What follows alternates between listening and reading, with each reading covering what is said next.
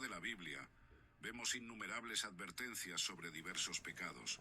Se nos instruye a resistir al diablo, a orar para no caer en tentación, a no matar, a no adorar ídolos. Pero cuando se trata de inmoralidad sexual, el lenguaje cambia drásticamente. En 1 Corintios 6, 18, el apóstol Pablo no dice que resistamos o que oremos. Él ordena: huyan de la inmoralidad sexual. Esta orden directa e inequívoca destaca la gravedad y la urgencia con la que Dios ve este pecado específico. No hay espacio para la negociación, no hay invitación para el enfrentamiento. La única respuesta adecuada es la huida inmediata. Pero, ¿por qué este enfoque tan diferente? Para entender esto, necesitamos sumergirnos más profundamente en la naturaleza del pecado sexual y su impacto en nuestras vidas. A diferencia de otros pecados que pueden ser más externos u ocasionales, el pecado sexual tiene una capacidad única de arraigarse profundamente en nuestro ser, afectando no solo nuestros cuerpos, sino también nuestras mentes, emociones y espíritu. Es un pecado que, como veremos, tiene el poder de distorsionar nuestra percepción, nublar nuestro juicio y alejarnos peligrosamente de Dios. La orden de huir no es solo una táctica defensiva, sino una estrategia de supervivencia espiritual. Piensa por un momento, ¿cuándo huimos de algo? Huimos de zonas de guerra, de peligros inminentes, de situaciones que amenazan nuestra vida. La elección de esta palabra, huir, no es casual. Nos transmite la urgencia y la gravedad de la situación. El pecado sexual no es algo para jugar, no es algo para probar nuestros límites. Es algo de lo cual debemos alejarnos lo más rápido posible. Este lenguaje evoca imágenes de peligro extremo y amenaza inminente. Cuando escuchamos la palabra huir, nuestra mente inmediatamente piensa en situaciones de vida o muerte. Y es exactamente así como debemos ver el pecado sexual, como una amenaza a nuestra vida espiritual. Así como huiríamos de un edificio en llamas o de un animal salvaje, debemos huir de la tentación sexual con la misma urgencia y determinación. No hay tiempo para considerar, no hay espacio para racionalizar. La orden es clara: huye. Este enfoque radical puede parecer exagerado para algunos, especialmente en una cultura que a menudo banaliza e incluso glorifica el comportamiento sexual inmoral. Pero la sabiduría de Dios trasciende las normas culturales y las tendencias pasajeras. Él ve el cuadro completo, comprende las ramificaciones a largo plazo de nuestras elecciones y sabe exactamente lo que está en juego cuando nos involucramos con el pecado sexual. Pero, ¿por qué el pecado sexual es tan peligroso? ¿Por qué merece este tratamiento especial? La respuesta está en la naturaleza única de este pecado. Pablo continúa diciendo: todos los demás pecados que una persona comete, fuera del cuerpo los comete, pero el que peca sexualmente, peca contra su propio cuerpo. Hay algo profundamente íntimo y personal en el pecado sexual que lo hace particularmente devastador. A diferencia de otros pecados que pueden ser más externos en su naturaleza, el pecado sexual involucra nuestro ser físico de una manera única y profunda. No solo afecta nuestro cuerpo, sino también nuestra mente, nuestras emociones y nuestro espíritu.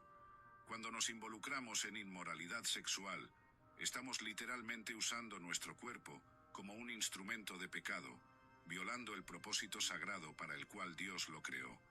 En 1 Corintios 6, 19-20, Pablo nos recuerda: ¿acaso no saben que su cuerpo es templo del Espíritu Santo que habita en ustedes, que les fue dado por Dios, y que no son de ustedes mismos? Ustedes fueron comprados por un alto precio. Por lo tanto, glorifiquen a Dios con su cuerpo. Cuando pecamos sexualmente, estamos profanando ese templo, corrompiendo lo que Dios destinó a ser santo. Esta es una violación no solo de nuestro cuerpo físico, sino de nuestra identidad espiritual como templos del Espíritu Santo. Una de las razones por las cuales el pecado sexual es tan peligrosamente poderoso es su capacidad de esclavizarnos. A diferencia de otros pecados que pueden ser ocasionales, el pecado sexual tiene una tendencia a convertirse en una adicción, una compulsión que nos arrastra cada vez más profundo. Cuanto más nos involucramos, más difícil se vuelve escapar. Es como una telaraña pegajosa que nos atrapa cada vez más firmemente.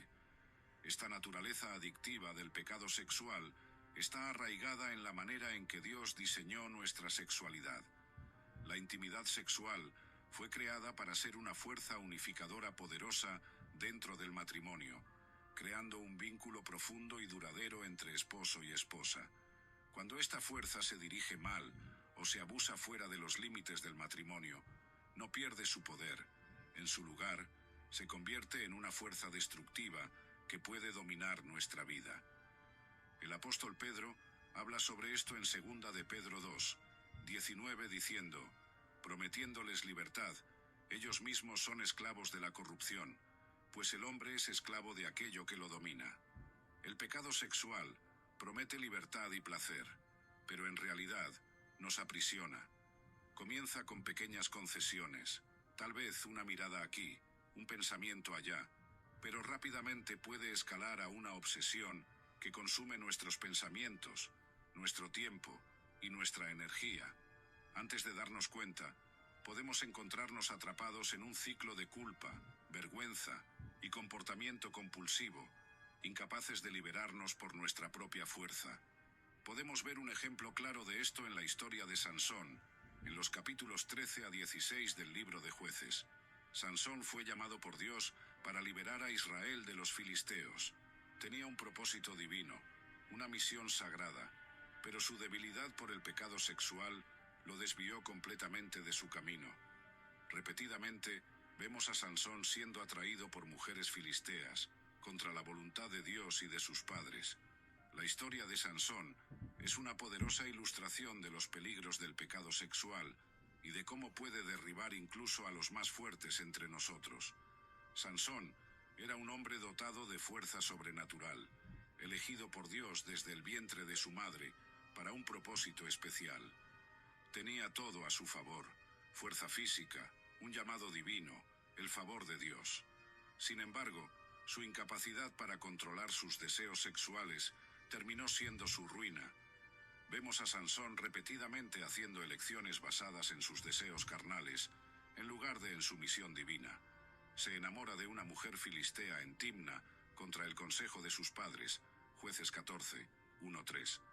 Más tarde, visita a una prostituta en Gaza, Jueces 16, 1. Y finalmente se enamora de Dalila, quien termina traicionándolo y llevando a su captura por los filisteos, Jueces 16, 4-21. En cada una de estas situaciones, Sansón pone sus deseos sexuales por encima de su llamado divino, con consecuencias desastrosas. Antes de continuar, quiero preguntar si te gusta nuestro contenido. Deja tu like y comenta si nuestros videos han bendecido tu vida. 3. Leemos. Su padre y su madre le preguntaron: ¿no hay ninguna mujer entre las hijas de tus parientes o entre todo nuestro pueblo? Tienes que ir a los filisteos incircuncisos para encontrar esposa. Pero Sansón dijo a su padre: consígueme a esa mujer, es la que me agrada. Vemos aquí cómo Sansón estaba completamente dominado por sus deseos, incapaz de escuchar la voz de la razón o de Dios. Este versículo ilustra perfectamente cómo el pecado sexual puede distorsionar nuestro juicio y llevarnos a ignorar consejos sabios.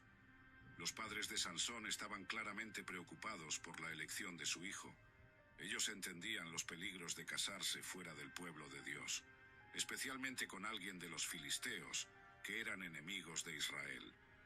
Su preocupación no era solo cultural o tribal, sino espiritual. Sabían que tal unión podría llevar a Sansón a alejarse de Dios y de su llamado. Sin embargo, Sansón estaba ciego por sus deseos. La frase «es la que me agrada» revela la superficialidad de su atracción. No estaba considerando la voluntad de Dios, el consejo de sus padres o las implicaciones a largo plazo de su decisión. Todo lo que importaba era su atracción física inmediata. Esta es una característica común del pecado sexual. Nos hace priorizar el placer momentáneo sobre la sabiduría a largo plazo, ignorando las consecuencias potencialmente devastadoras de nuestras acciones. El resultado de esta obsesión fue trágico. Sansón, el hombre que debía haber sido el libertador de Israel, terminó ciego, débil,